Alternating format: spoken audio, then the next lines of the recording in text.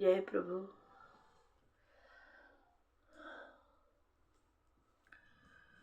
भागवत की 17वें अध्याय का कथा। हिरण्यकश्यपु हिरणाक्ष भयो जन्म जग आए, देवन को मारने लगे स्वर्ग लोक में आए। श्री मैत्रेय जी बोले, विदुर जी, ब्रह्मा जी के द्वारा अदिति के गर्भ धारण का वृतांत सुनकर देवता लोग अपने अपने स्थानों को चले गए।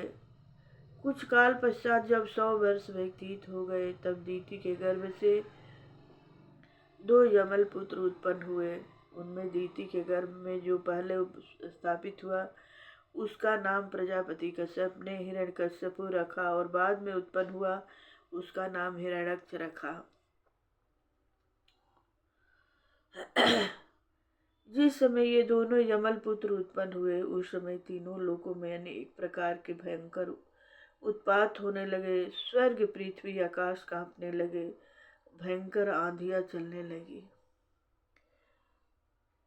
सूर्य आदि ग्रहों पर राहु केतु बार बार बैठने लगे, उल्कापात होने लगे, बिजलियां गिरने लगी तथा पीव रुधिर की वर्षा होने लगी। चारों दिशाओं में दाह उत्पन्न हो गया। नदियों तथा जलाशयों के जल सूख गए। गायों के स्तनों से रक्त बहने लगा। उल्लू सियार खर रोने व चिल्लाने लगे। दोनों दैत्य जन्मते ही शीघ्र आकाश तक बढ़ गए। उनका शरीर फौलाद के समान पर्वतकार हो गया। वे स्वर्ण के बाजूबंद, कवच, कुंडल, करदनी आदि पहने हुए थे। हिरण्यकश्यप ब्रह्मा जी से वर प्राप्त करके अभय हो गया तथा तीनों लोकों की विजय करके एक छत्र राज करने लगा। उसका छोटा भाई हिरण्याक्ष उसकी आज्ञा का पालन करते हुए शत्रुओं का नाश करने लगा। कंधे पर गदा रखकर भूलोक स्वर्गलोक को जीतकर समुद्र में कीड़ा करने लगा। एक दिन वह घूमते घूमते वरुण की पुरी में जा पहुंचा। पाताल लोक में पहुंचकर वरुण देव के पास गया और युद्ध की भिक्षा मांगते हुए बोला, हे वरुण देव, तुमने अनेकों लोकपालों को जीता है और आपने जगत के संपूर्ण दैत्य तथा दानवों पर विजय प्राप्त करके राजसूय यज्ञ किया है, अतः आप मुझसे लड़कर विजय प्राप्त कीजिए।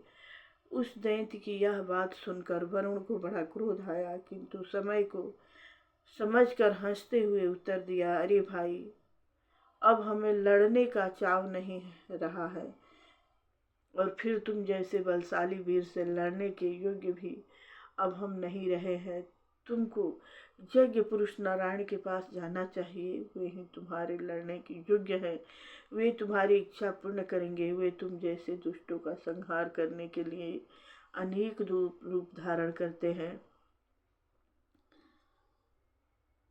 हिरण्याक्ष तथा वराह भगवान का परस्पर युद्ध की कथा। 18वां अध्याय का कथा। श्री मैत्रेय जी बोले, विदुर जी, पाताल लोक के स्वामी वरुण जी की ऐसी बातें सुनकर वह दैत्य अति प्रसन्न हुआ और नारद जी से नारायण का पता लगाकर रसातल में गया। वहां उसने भगवान वराह को अपनी दाढ़ों पर पृथ्वी को लाते हुए सामने देखा। उनके लाल लाल नेत्र तेज से चमक रहे थे। वराह भगवान को सामने आते देखकर वह महाबली दैत्य बहुत हंसा और बोले, अरे तू जंगली पशु जल में कहाँ से आया?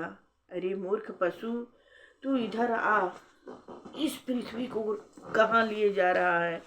यह पृथ्वी तो हमारे हवाले ब्रह्मा जी ने कर दी है। हे अधम, मेरे रहते हुए तू कुशलता पूर्वक पृथ्वी को रसातल से नहीं ले जा सकता है।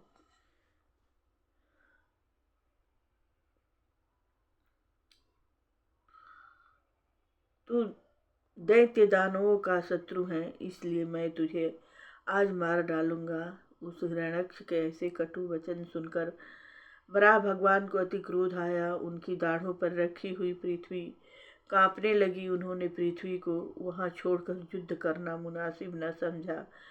उस दैत्य के कटु वचनों को सहन करते हुए वे गजराज के समान शीघ्र ही जल के बाहर निकले, किंतु वह दैत्य भी ग्राह के समान उनका पीछा करते हुए आया। वह दैत्य बोला, अरे कायर, तुझे भागने में लज्जा नहीं आती? बराह भगवान ने पृथ्वी को योग्य स्थान पर जल के ऊपर स्थापित करके उसे अपनी आधार शक्ति प्रदान की। उस समय उस हिरण्यक्ष दैत्य के सन्मुख ही जगत पिता श्री ब्रह्मा जी ने भगवान बराह की स्तुति की तथा देवताओं ने पुष्पों की वृष्टि की। जब बराह भगवान ब्रह्मा जी का यह कार्य समाप्त कर चुके, पीछे आते हुए उस दैत्य से मुड़कर बोले, अरे भाई, हम तो जंगली जीव हैं और तू ग्राम सिंह कुत्ता है।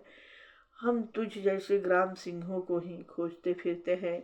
अब तेरी मृत्यु तेरे सिर पर नाच रही है। हम तेरे सामने खड़े हैं, तू हम पर चोट कर तथा हमें मार कर अपने दैत्य दानवों का भला कर। श्री मैत्रेय जी बोले, भगवान बराह के ऐसे उपहास तथा तिरस्कार पूर्ण वचन सुनकर वह दैत्य क्रोध में तिलमिला उठा। उसने क्षुब्ध होकर गदा का प्रहार किया, किंतु बराह भगवान ने कुछ टेढ़े होकर गदा के प्रहार को बचा दिया। बराह भगवान क्रोधित होकर उस दैत्य पर ऐसे झपटे जैसे बाज लवा पर झपटता है। उन्होंने हिरण्याक्ष की दाईं भौं पर प्रहार किया, किंतु वह दैत्य अपनी गदा से उसे बचा गया। हिरण्याक्ष और बराह भगवान में परस्पर भयंकर युद्ध होने लगा। हे विदुर जी, दोनों के युद्ध को देखने के लिए ऋषियों सहित ब्रह्मा जी वहां पधारे। ब्रह्मा जी ने प्रार्थना करते हुए कहा, ब्रह्मा जी ने प्रार्थना करते हुए भगवान से कहा, भगवान, यह दैत्य मुझसे वर प्राप्त करके अति शक्तिशाली हो गया है।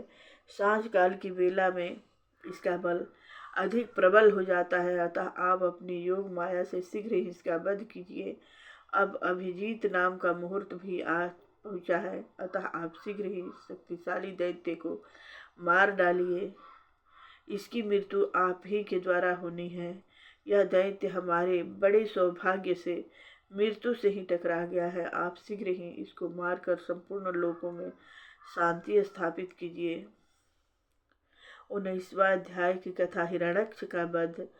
मैत्रेय जी बोले, हे विदुर जी, ब्रह्मा जी की प्रार्थना सुनकर भगवान ने उस दैत्य को मारने का निश्चय किया और उसकी ठुंडी पर गदा का प्रहार किया, किंतु हिरण्याक्ष ने अपनी गदा से गदा का प्रहार बचाकर ऐसी चोट की कि भगवान बराह के हाथ से गदा छूटकर दूर जा गिरी।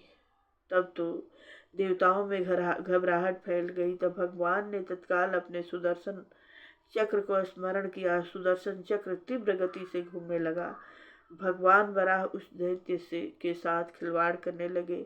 दैत्य ने देखा कि भगवान बराह चक्र लेकर उसे मारने को उद्यत है। तब वह क्रोध से तिलमिला उठा और ललकार कर गदा की चोट की। भगवान ने तत्क्षण अपने पैर के अंगूठे से उसकी गदा गिरा दी और बोले, रे दैत्य, तू मुझे मारना चाहता है, इसलिए अपनी गदा फिर उठा ले। दैत्य ने गदा पुनः उठाकर भीषण गर्जना किया। दैत्य ने गर्जना करके गदा का प्रहार किया। तब भगवान ने उसे ऐसे पकड़ लिया जैसे गरुड़ सर्प को दाब लेता है। वह महाबली दैत्य बाह पास में फंसकर छटपटाने लगा। उस दैत्य ने भगवान पर एक चमकता हुआ त्रिशूल चलाया। भगवान ने चक्र से त्रिशूल को नष्ट कर दिया। उस दैत्य ने मायापति भगवान को माया से जीतने का प्रयत्न किया। उसने उनके वक्ष स्थल पर एक घूसा बड़ी जोर से मारा और वही अंतर्ध्यान होकर अपनी माया से पीव रुधिर विष्ठा तथा पत्थरों की वृष्टि करने लगा। प्रचंड आंधी चारों दिशाओं में छा गई। सूर्य चंद्रमा आदि छिप गए। अनेक राक्षस राक्षसियां हाथ में त्रिशूल लेकर नंगी धड़ंगी घूमने लगी। वे राक्षस मारो मारो खाओ खाओ की गर्जना करने लगे। उस आदि दैत्य की माया को नष्ट करने के लिए बराह भगवान ने चक्र सुदर्शन को छोड़ा। जब दीति ने यह महाप्रलयकारी युद्ध देखा, तब उसे अपने पति कश्यप जी की बातों का स्मरण हो आया। वह अति चिंताकुल हो उठी। भगवान बराह उस दैत्य को पुनः अपनी भुजाओं में बांध कर उसे दाबने लगे। तब वह दैत्य भगवान बराह पर मुक्के का प्रहार करने लगा। भगवान बराह ने उसकी कनपट्टी पर वज्र के समान एक तमाचा मारा। उस तमाचे की चोट से हिरण्यक्ष चक्कर खाने लगा। उसके नेत्र निकल पड़े और वह हाथ फैलाकर धड़ाम से उस था जल में गिर पड़ा। तब देवता लोग बड़े प्रसन्न हुए और भगवान की स्तुति करने लगे। हे प्रभु, आपने संसार की स्थिति के लिए ही अपना मंगलमय स्वरूप प्रकट किया है। बड़ी प्रशंसा की बात है कि आपने इस महावीर दैत्य को मारकर संसार में सुख शांति स्थापित कर दी है। मैत्रेय जी बोले, विदुर जी, उस दैत्य को मारकर भगवान बराह अंतर ध्यान हो गए। जैसे मैंने पूर्वजों के मुख से यह कथा सुनी है, वैसे आपके सन्मुख वर्णन कर दी है। जो पुरुष पृथ्वी का उद्धार करने के लिए बराह भगवान के और हिरण्यक्ष के वध की कथा कहता तथा सुनाता है, वह ब्रह्म हत्या के घोर पापों से छूट जाता है। धन, यश तथा आयु की वृद्धि होती है और अंत में भगवान का परम पद प्राप्त होता है।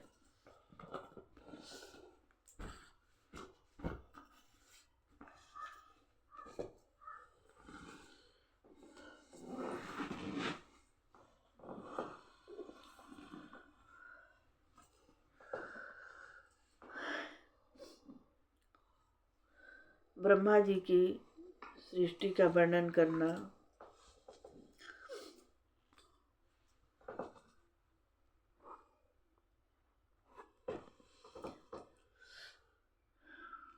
बीसवां अध्याय की कथा है। श्री शौनक जी बोले, हे सुत जी, स्वयंभू मनु ने पृथ्वी का धारण प्राप्त करके किन उपायों से संतान उत्पन्न की तथा सृष्टि की वृद्धि की। भगवत भक्त विदुर जी, भगवान कृष्ण के अपमान को न सहने के कारण ही अपने भाई को त्याग कर वन को चले गए थे और उन्होंने हरिद्वार क्षेत्र में विराजमान श्री मैत्रेय जी के पास जाकर क्या प्रश्न किए, यह सब कृपा करके सुनाइए। सुत जी बोले, हे मुनिगणों, बराह भगवान के ने अपनी माया से पृथ्वी को रसातल से लाने और हिरण्यक्ष को मारने की कथा सुनकर विदुर जी बड़े प्रसन्न हुए और मैत्रेय जी से बोले, हे ब्रह्मदेव, ब्रह्मा जी ने मरीच, कश्यप आदि प्रजापतियों के द्वारा किस प्रकार सृष्टि को बढ़ाया। उन प्रजापतियों ने इस सृष्टि को पत्नियों के सहवास से उत्पन्न किया अथवा स्वतंत्र रूप से किया, या सबने मिलकर इस सृष्टि को उत्पन्न किया। मैत्रेय जी बोले, हे विदुर जी, इस सृष्टि की रचना जो जीवों के प्रारंभ, पुरुष और काल तीनों कारणों से तथा भगवान के द्वारा त्रिगुणमयी प्रकृति में क्षोभ उत्पन्न होने पर महत्व की सृष्टि होती है। तब ईश्वर को प्रेरणा से महत्व के द्वारा राक्षस, तामस, सात्विक तीन प्रकार का वैकारिक अहंकार प्रकट हुआ। उससे आकाश आदि 5 तत्वों की उत्पत्ति हुई। 5 भूत, 5 कर्मेंद्रिया, 5 ज्ञान इंद्रिया, शब्द आदि 5 तान मात्राएं तथा इन इंद्रियों के अधिष्ठाता देवता आदि ये तत्व अलग अलग एक दूसरे के योग से उत्पन्न हुए। जब इन तत्वों से सृष्टि की रचना न हो सकी, तब भगवान ने उनमें अपनी चेतन शक्ति डालकर उनको परस्पर संगति किया। तब एक स्वर्णमय अंडे की सृष्टि हुई। वह अंडा चेतन शून्य होकर 1 सहस्र वर्ष तक जल में पड़ा रहा। तब उस अंडे में प्राण रूप से भगवान प्रविष्ट हुए। उसके फटने पर विराट पुरुष की उत्पत्ति हुई। उनकी नाभि से कमल उत्पन्न हुआ। उसी कमल से ब्रह्मा का प्रादुर्भाव हुआ। उन आदि पुरुष भगवान ने ब्रह्मा के हृदय में प्रवेश करके उनके द्वारा पूर्व काल की भांति सृष्टि की रचना की। सर्वप्रथम ब्रह्मा ने अपनी माया से तामिश्र, अंध तामिश्र, तम मोह तथा महामोह 5 अविद्याएं उत्पन्न की। उन्हें यह शरीर अच्छा नहीं लगा, इसलिए उन्हें त्याग दिया। उन्होंने उसे त्याग दिया। उस शरीर को यक्ष राक्षसों ने ले लिया। ये यक्ष राक्षस भूख प्यास से व्याकुल थे, इसलिए वे ब्रह्मा जी को खाने के लिए दौड़े, इसे खाओ। इसकी रक्षा मत करो। इस प्रकार चिल्लाते हुए आए जिन्होंने ब्रह्मा जी को खा जाओ ऐसा कहा, ये यक्ष हुए, तथा जिन्होंने कहा रक्षा मत करो वे राक्षस हुए। इसके पश्चात ब्रह्मा जी ने अपनी सात्विक प्रकृति से देवताओं की रक्षा की। इसके पश्चात कमर भाग से असुरों की रक्षा की। तब ब्रह्मा जी ने अपने उस पापमय शरीर को त्याग दिया। उससे एक सुंदरी संध्या देवी उत्पन्न हुई। उसने अपने सौंदर्य और हाव भाव से उन असुरों को मोहित कर लिया। उन असुरों ने उस रमणी का पीछा किया और उसे ग्रहण कर लिया।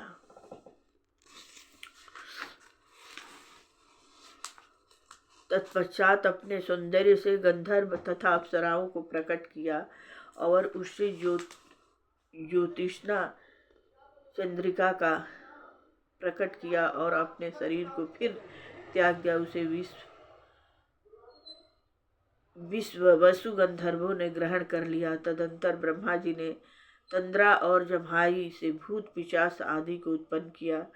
इसको निद्रा भी कहते हैं। जो मनुष्य जूठे मुंह सो जाता है उस पर भूत पिशाच आदि अपना प्रभाव डालते हैं। ब्रह्मा जी ने अपने तेज से पितरों की उत्पत्ति की तथा अपनी तिरोधान शक्ति से विद्याधरों की उत्पत्ति की। ब्रह्मा जी ने अपने प्रतिबिंब से किन्नरों तथा किम पुरुषों की उत्पत्ति की। एक समय ब्रह्मा जी सृष्टि वृद्धि की चिंता में अपने हाथ पैर फैलाकर पड़ गए और उन्होंने क्रोधित होकर उस शरीर को त्याग दिया। उस समय उनके बाल झड़ने से तथा हाथ पैरों के सिकुड़ने से सर्प तथा नागों की उत्पत्ति हुई। एक समय ब्रह्मा जी अपने चित्त से अपने को उत्तम मनोभावों में देखने लगे। उससे मनुष्यों की उत्पत्ति हुई।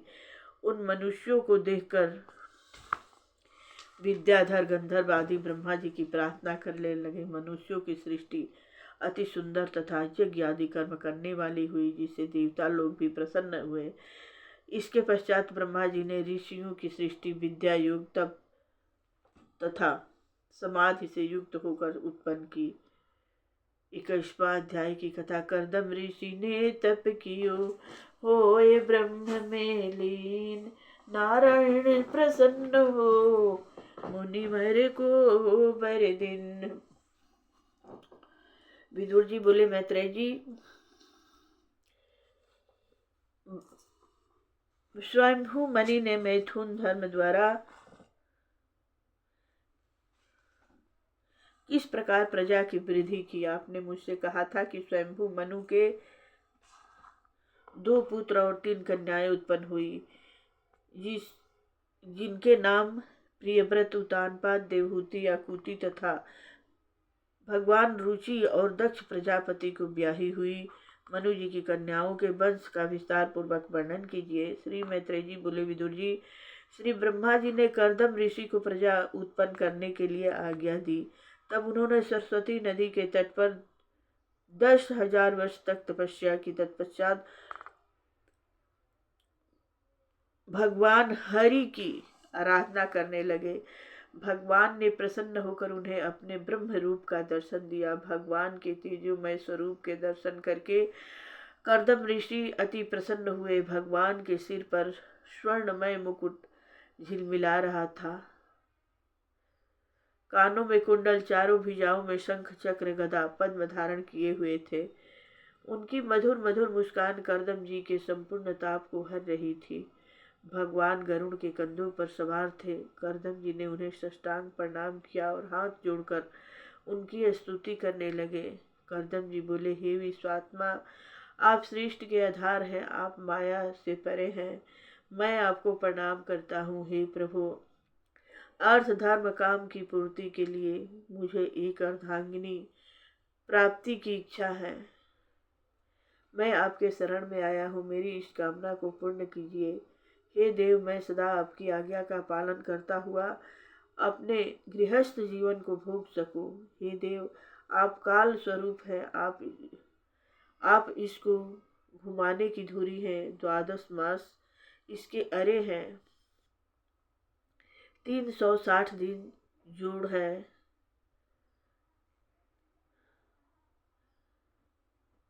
सठ ऋतु नेम है, क्षण पल आदि इसके धारे हैं।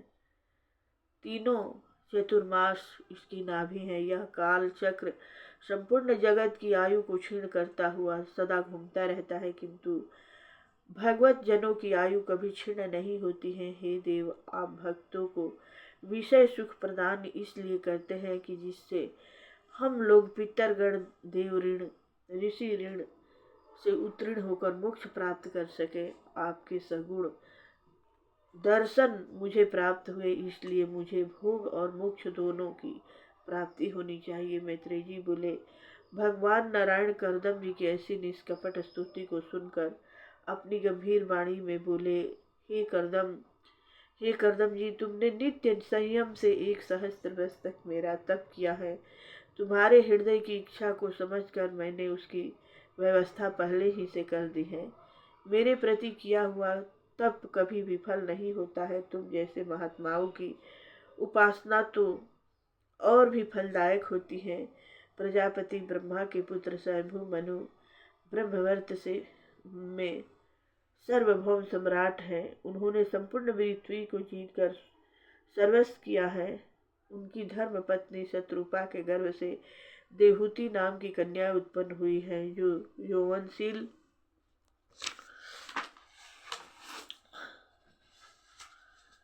और गुणों में अद्वितीय है। वह तुम्हारी योग्य भार्या है।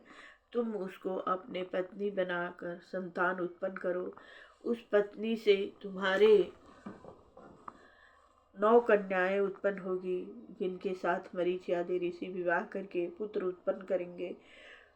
कुछ काल पश्चात मैं भी तुम्हारे वीर्य में प्रविष्ट होकर देवहूति के गर्भ से अवतीर्ण होगा तथा सांख्य शास्त्र का उपदेश करूंगा।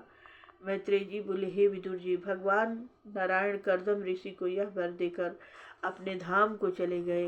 हे विदुर जी, करदम ऋषि काल की प्रतीक्षा में ही सरस्वती तट पर आश्रम बनाकर रहने लगे। एक समय मनु अपनी महारानी शत्रुपा के साथ कन्या को रथ पर बैठाकर पृथ्वी पर विचर रहे थे। जब वे सरस्वती के तट पर करदम ऋषि के आश्रम पर पहुँचे, तब वे महर्षि को देखकर अति प्रसन्न हुए। करदम ऋषि अग्निहोत्र से निवृत्त होकर बैठे थे। उग्र तपस्या के कारण उनका तेज देदीप्यमान हो रहा था। शरीर लंबा, नेत्र कमल के समान सुंदर, सिर पर जटाएं, कमर में चीर शोभायमान था। स्वयं मनु ने करदम जी को प्रणाम किया तथा करदम जी द्वारा उचित सत्कार पाकर अति प्रसन्न हुए। तब करदम जी मधुर वाणी में हाथ इस प्रकार बोले, मनु जी, आप ब्रह्मा जी के पुत्र हैं, आप लोकपाल हैं, आप साक्षात विष्णु हैं, अनेकों रूप धारण करते हैं। आप मणि जटित रथ पर सवार हैं।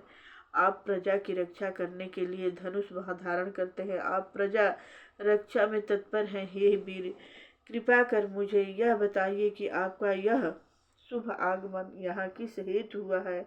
मैं आपकी इच्छा पूर्ण करने का प्रयत्न करूँगा।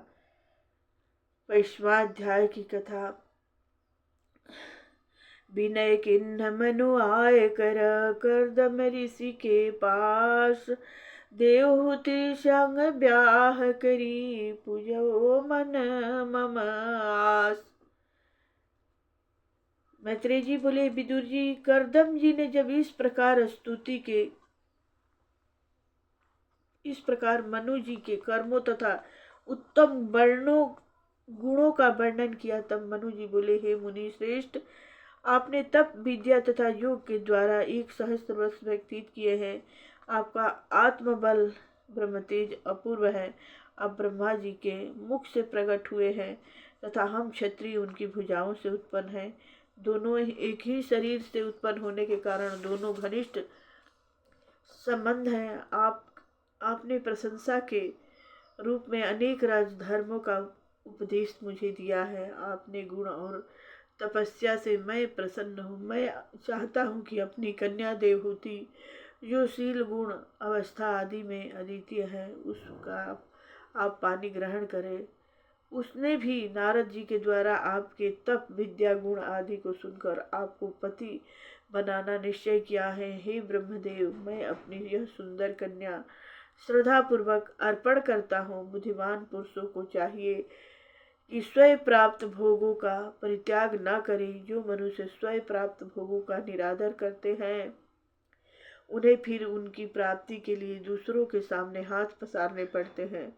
इसमें उनका निरादर तथा मान भंग होता है। आपने ब्रह्मचर्य अवस्था पूर्ण कर ली है, आप नैष्ठिक ब्रह्मचारी भी हैं, अतः मेरी कन्या को स्वीकार करके मेरी इच्छा को पूर्ण कीजिए। करदम जी बोले, हे आर्य, आपका यह कथन सत्य है कि मेरी विवाह करने की इच्छा है। आपकी कन्या सिलवान, गुणवान तथा अति रूपवान है, जिसे देखकर एक बार विश्ववसु गंधर्व मूर्छित होकर विमान से गिर गया था। वही कन्या स्वयं आकर मुझसे विवाह की प्रार्थना कर रही है। इससे अधिक बढ़कर मेरे लिए और क्या सौभाग्य है। वह रमणी रत्न लक्ष्मी के समान है। जिन्होंने लक्ष्मी जी की आराधना नहीं की है उन्हें तो इनके दर्शन भी प्राप्त नहीं हो सकते हैं। मैं इस शर्त के साथ विवाह करने को प्रस्तुत हूँ कि जब तक इनके संतान उत्पन्न होती रहेगी तब तक मैं गृहस्थ आश्रम में रहूंगा। तत्पश्चात मैं संन्यास आश्रम लेकर परमात्मा में लीन हो जाऊंगा। श्री मैत्रेय जी बोले, हे विदुर जी, इतना कहकर मुनिवर करदम जी चुप हो गए। मनु जी ने अपनी कन्या और अपनी पत्नी की अनुमति लेकर देवहूति का विवाह करदम जी के साथ कर दिया। महारानी शत्रुपा ने अनंत धन वस्त्र आभूषण दामाद को देकर दहेज में दिए। इस प्रकार देवहूति का विवाह करदम जी के साथ संपन्न करके मनु जी अपनी महिष्मति पुरी को चले आए। वे सदा भगवत परायण रहते थे। भोगों में उनकी लालसा कदापि नहीं थी। मनु जी से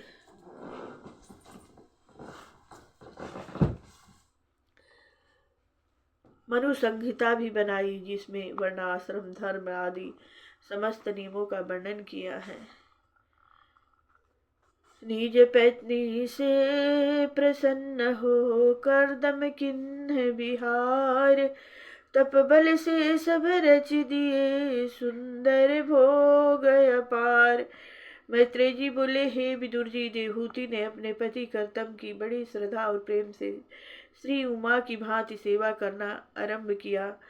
उसने कपट, द्वेष, पाप, मद मत्सर तथा संपूर्ण काम वासनाओं को त्याग कर पवित्रता पूर्वक उनकी सेवा की। बहुत काल तक सेवा करने के कारण अति दुर्बल हो गई। एक दिन करदम ऋषि दयावश बोले, हे प्रिय, तुम मुझे अपनी सेवा और शक्ति से अति प्रसन्न किया। तुमने मुझे अपनी सेवा से अति प्रसन्न किया है। तुम्हारा शरीर अति क्षीण हो गया है। इस कारण मैंने जो कुछ भी तप, योग, उपासना आदि की है उन पर तुम्हारा भी अधिकार हो गया है। तुम मेरे से दिव्य दृष्टि प्राप्त करके मेरे ऐश्वर्य को देखो। तुम्हें पतिव्रत धर्म पालन करने के कारण दिव्य भोगों की प्राप्ति हो गई है। करदम जी कैसे मीठे वचन सुनकर देवहूति अति प्रसन्न हुई और वह विनय पूर्वक बोली, हे स्वामी, आप शक्तिमान हैं, आपने योग शक्ति प्राप्त की है। हे स्वामी, मेरे साथ विवाह होते हुए पर्याप्त समय हो गए हैं, किंतु गृहस्थ सुख का उपभोग अभी तक प्राप्त नहीं हुआ है। पतिव्रता स्त्री का धर्म पति के द्वारा संतान उत्पन्न करना है। मैं उसी लालसा से अति दुर्बल हो गई हूँ। अतः मेरे लिए ऐश्वर्य मोक्ष की संपूर्ण सामग्री एकत्रित कीजिए। एक सुंदर भवन निर्माण कीजिए जिससे अनेकों प्रकार की ऐश्वर्य की सामग्री प्रस्तुत हो। मैत्रेय जी बोले, विदुर जी, अपनी प्रिया के मन की इच्छा को समझकर करदम जी ने अपने योग बल से एक सुंदर विमान की रचना की। सुंदर भोगों को समस्त वस्तुएं एकत्रित की। उस विमान में रत्न जड़ित मूंगे की चौकियां, देहलिया तथा हीरों से जड़े हुए किनारे थे।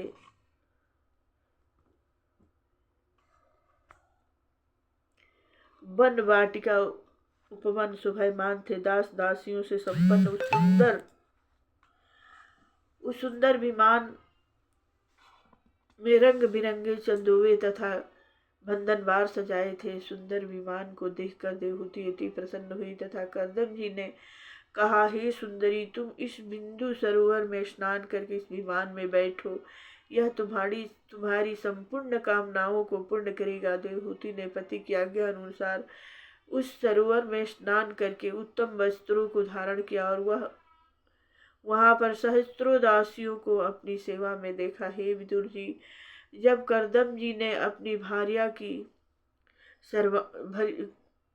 भार्या को सर्वांग सुंदरी नवयौवना देखा, तब कर्दम जी ने भी अपने शरीर को बदलकर उत्तम उत्तम वस्त्र धारण करके सर्वांग सुंदर बना लिया। तब दोनों उस विमान पर चढ़कर विहार करने लगे। वे दीर्घकाल तक मेरु पर्वत की घाटिकाओं में विहार करते रहे। तत्पश्चात श्री सुरसन नंदन पुष्पभद्र मानस तथा चैत्र रथ आदि उद्यानों में विहार किया। इस प्रकार श्री कर्दम जी ने इच्छा अनुसार चलने वाले उस विमान में बैठकर बहुत काल तक विहार किया, किंतु वह इतना लंबा समय एक मुहूर्त के समान ही व्यतीत हो गया। यह रति सुख काल देवहूति को कुछ भी न मालूम हुआ।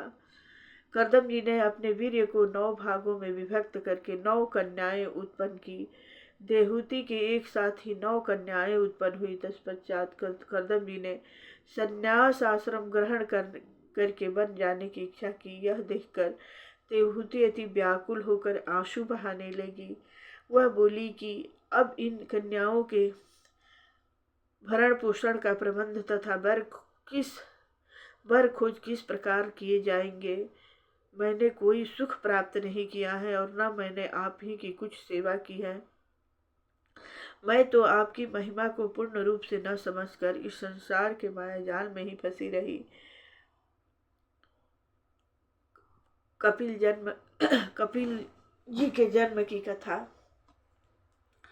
देवहूति के गर्भ से प्रगटे कपिल सुजान, कर्दम मुनि ने मुदित हो किन्ह विनय महान।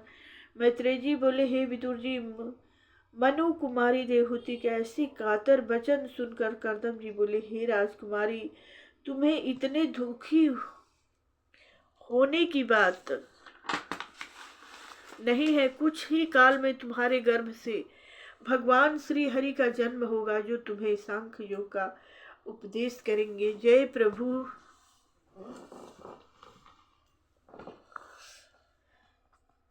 श्री मैत्रेय जी बोले, विदुर जी, प्रजापति कर्दम जी की इस प्रकार समझाने पर देवहूति का दुख दूर हो गया और भगवान श्री पुरुषोत्तम की आराधना करने लगी।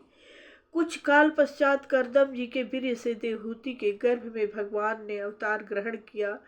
जिस प्रकार काष्ठ से अग्नि उत्पन्न होती है, उसी प्रकार देवहूति के गर्भ से हरि का जन्म हुआ। उस काल देवता लोग आनंद मग्न होकर पुष्पों की वृष्टि करने लगे। गंधर्व अप्सराएं नाच गान करने लगी। चारों दिशाओं में आनंद छा गया। उसी समय सरस्वती नदी के तट पर कर्दम जी के आश्रम पर मरीचि आदि पुत्रों सहित प्रजापति ब्रह्मा जी पधारे। ब्रह्मा जी को यह विदित हो गया था कि देवहूति के गर्भ से कर्दम जी के घर में भगवान ने अवतार ले लिया है। श्री ब्रह्मा जी कर्दम जी से बोले, हे तपोधन, तुमने मेरी आज्ञा का पालन करके मेरा मान रखा है। तुमने सहस्त्र वर्ष तक निष्कपट भाव से भगवान की आराधना की है। इसी तप के बल से स्वयं आदि पुरुष भगवान ने तुम्हारे यहाँ अवतार लिया है। अब मेरी यही आज्ञा है कि तुम अपनी 9 कन्याओं का विवाह मेरे इन मरीच आदि पुत्रों को उनके गुण और स्वभाव के अनुसार कर दो। इससे तुम्हें भी यश की प्राप्ति होगी और संसार का भला होगा। तत्पश्चात ब्रह्मा जी देवहूति से बोले, हे राजकुमारी, तुम्हारे गर्भ से साक्षात भगवान ने ही अवतार लिया है। वे तुम्हारे अज्ञान रूपी मोह को अपने ज्ञान से नष्ट करके कीर्ति का विस्तार करेंगे तथा संपूर्ण जगत में कपिल नाम से प्रसिद्ध होंगे। मैत्रेय जी बोले, हे विदुर जी, जगत पिता ब्रह्मा जी श्री कर्दम जी तथा देवहूति को समझाकर तथा अपने पुत्रों को वहीं छोड़कर अपने लोक को चले गए। कर्दम जी ने उनके स्वभाव और गुणों के अनुसार ब्रह्मा जी की आज्ञा मानकर मरीच आदि ब्रह्मर्षियों के साथ अपनी पुत्रियों का विवाह कर दिया। कला का विवाह मरीच के साथ, अनसुईया का विवाह अत्रि के साथ, श्रद्धा का अंगिरा के साथ, विभु का पुलस्त्य के साथ, गति का पुलह के साथ, क्रिया का कृतु के साथ, ख्याति का विवाह भृगु जी के साथ, अरुंधति का वशिष्ठ जी के साथ तथा 9वीं कन्या शांति का विवाह अर्थव ऋषि के साथ कर दिया। कर्दम जी तथा देवहूति ने उन विवाहित ऋषियों का बड़ा सत्कार किया तथा सम्मान के साथ उन्हें विदा कर दिया। वे ऋषि लोग अपनी अपनी पत्नियों के साथ प्रशंसा पूर्वक अपने अपने स्थान को चले गए। कर्दम जी यह जानकर कि मेरे यहाँ भगवान ने अवतार लिया है, वे एकांत में उनके निकट गए और इस प्रकार बोले, हे जगत के स्वामी, आपने मुझे मेरे यहाँ जन्म लेने का वरदान दिया था। उसी वचन को सत्य करने के लिए आपने यह सगुण रूप धारण किया है। आपका यह अवतार सांख्य योग के उपदेश के हेतु हुआ है। यह ज्ञान लोक में प्रायः लुप्त सा होता जा रहा है। उसका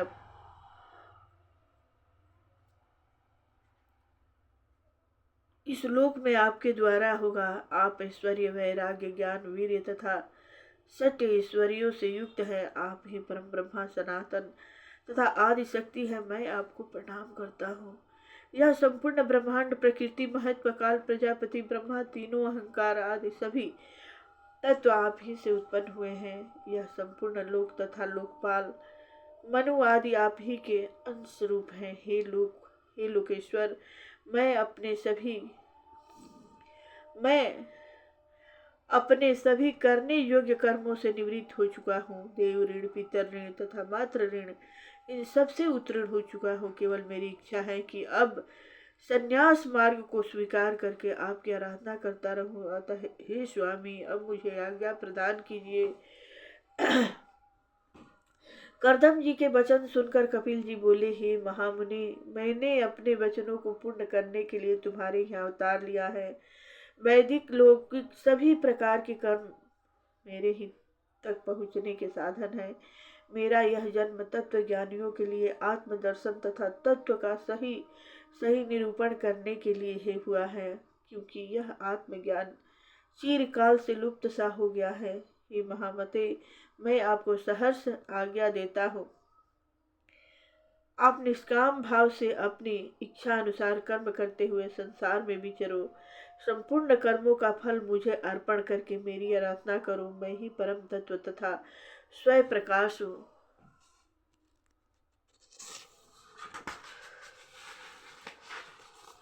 स्वयं परमात्मा हूँ।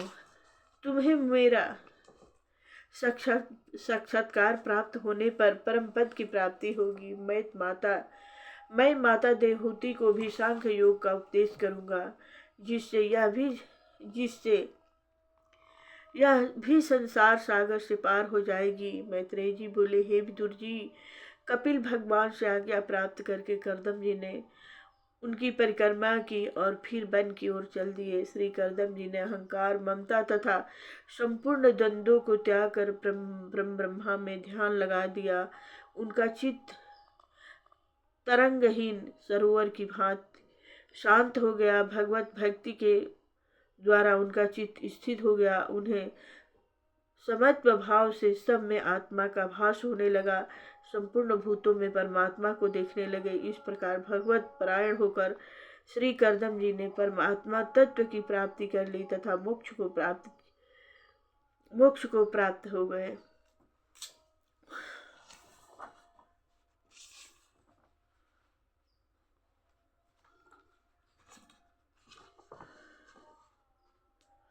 अब 25वां अध्याय का कथा अब शेष भाग कल कहूँगी।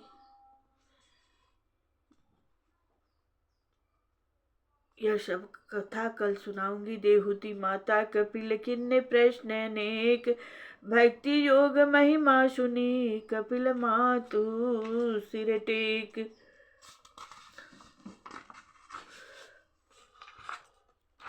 महत्ववादि वर्णन कियो कपिल देव हर्षाय, देवहूति सुन ले लगी, प्रभु में चित लगाए।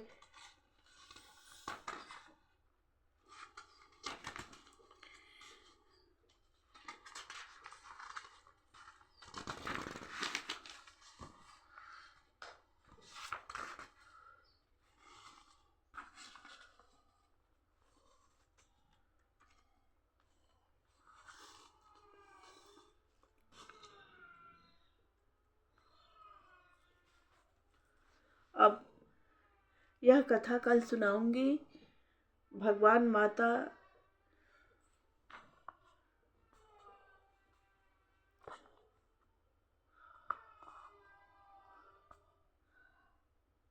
भगवान अपनी माता को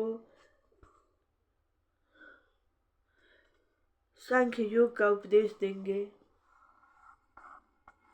वो कथा बहुत ही सुंदर है, मोक्ष को देने वाला। यह कथा कल कहूंगी। श्री भागवत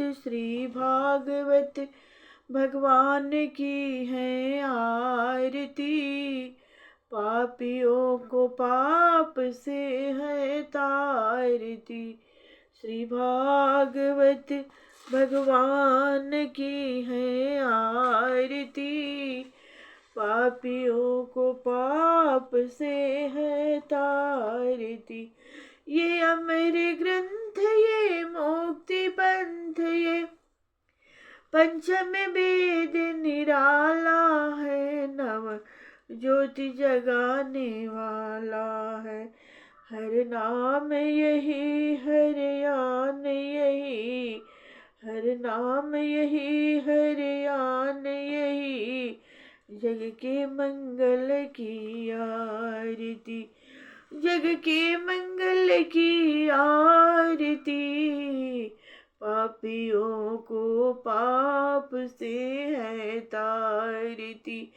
ये शांत गीत पावन पुनीत पापों को मिटाने वाला है, हरि दर्श कराने वाला है। ये मधुर बोल मम पंथ खोल, यह मधुर बोल मम पंथ खोल, सन्मार्ग बताने वाला है, बिगड़ी को बनाने वाला है। श्री राम यही, घनश्याम यही, श्री राम यही, घनश्याम यही, प्रभु की महिमा की आरती, हरि की महिमा की आरती, पापियों को पाप से है। प्रेम से बोलिए भागवत भगवान की जय हो। अब कल कथा सुनाऊंगी।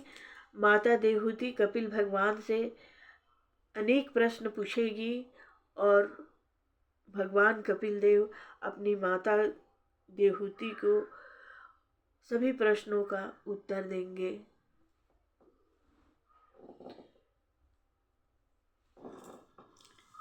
प्रेम से बोलिए भागवत भगवान की जय हो।